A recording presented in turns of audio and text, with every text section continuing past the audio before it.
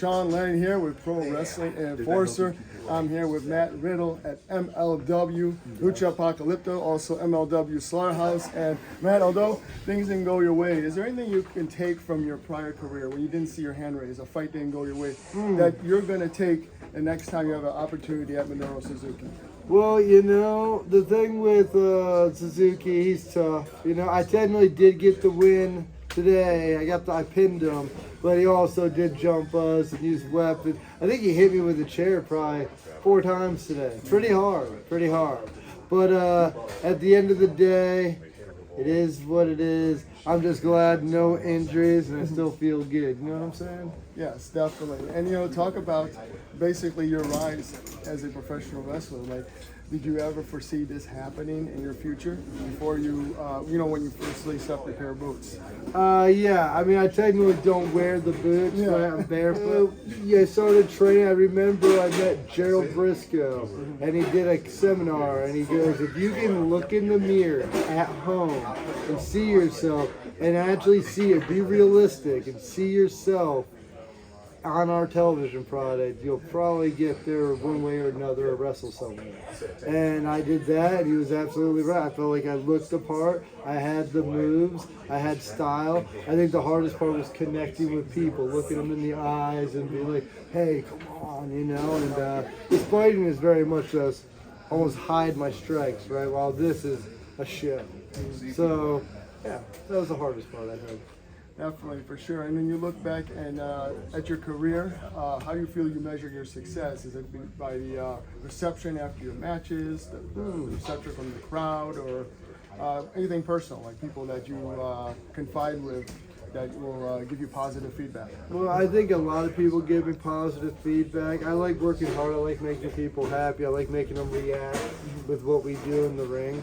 And I think yeah, that's why we do it, right? I could probably get another job and do something else, but I enjoy wrestling. I enjoy entertaining people. Just like I enjoyed fighting in the UFC, just like I enjoyed wrestling at WrestleMania, and like I do at MLW or New Japan or wherever else I work. Definitely.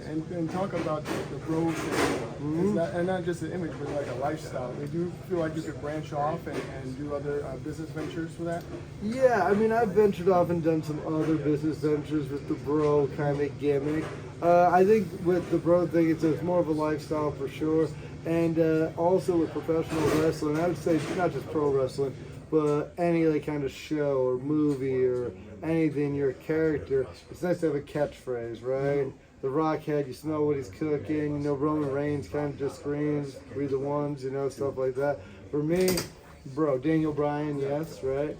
For me, it's bro, But it can always change. I can change it to dude, change it to whatever. I like to have a phrase that kind of represents me, but is also easy to say, be it we're in Japan, Mexico, Canada, US, Australia, doesn't matter where we are, everybody can say bro. India, bro, everywhere. So. For sure. And I heard someone ask you about the upcoming UFC fight between Jones and Stipe.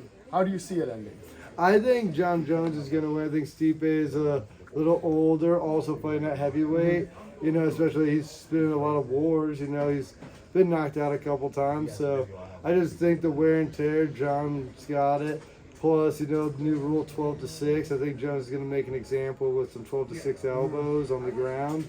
And, I think people underestimate how big John Jones is. They're like, oh, he fought 205, but he's like 6'6", 6'7", and he was cutting a lot of weight to make 205. He's naturally big and strong and got great Greco and everything else. I think he's going to beat Steve.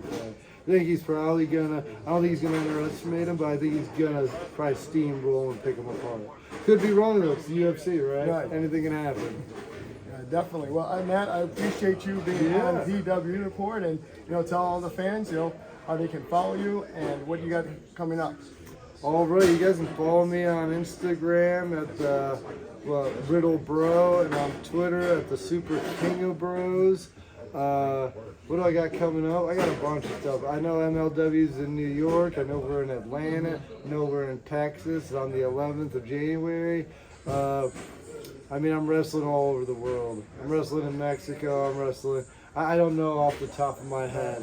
But I would just look at my Instagram or Twitter. I'll probably post something, and I'm wrestling probably in a city near you. For sure. I appreciate you, Matt, being on PW Report. Take care, my friend. Appreciate you, bro.